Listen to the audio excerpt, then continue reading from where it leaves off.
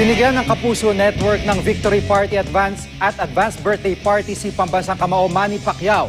Sa okasyon, sinabi ni Pacman na hindi siya kumbinsido sa hamon ni Floyd Mayweather Jr. Makitime out muna tayo kay Mav Gonzalez. Matapos ang matagal na pananahimik, nagsalita si Floyd Mayweather Jr. tungkol sa laban nila ni Pacman na gusto niya raw maganap sa May 2. Pero ang 8th Division World Champion, hindi raw kumbinsido hanggat walang aksyon ang kampo ni Mayweather na kampiyon din sa 5 weight divisions. Gawin niya sa aksyon. Kasi matagal na natin narinig yung mga words na yan. Kailangan na by action gawin niya. Pero yung mga sinabi niya na May 2, random drug and urine. Ang problema, matagal na tayong agree sa lahat ng gusto niya. Sa mga usapang hatian daw po sa pera. Walang problema, kahit malaki sa kanya, maliit lang sa akin.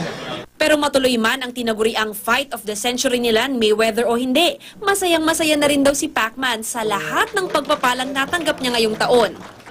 Kagabi isang homecoming at victory party para kay Pacquiao ang idinaos ng GMA Network sa isang hotel sa Pasay City. Pagdating pa lang ng pambansang kamao sa red carpet, masigabo na ang pagsalubong sa kanya.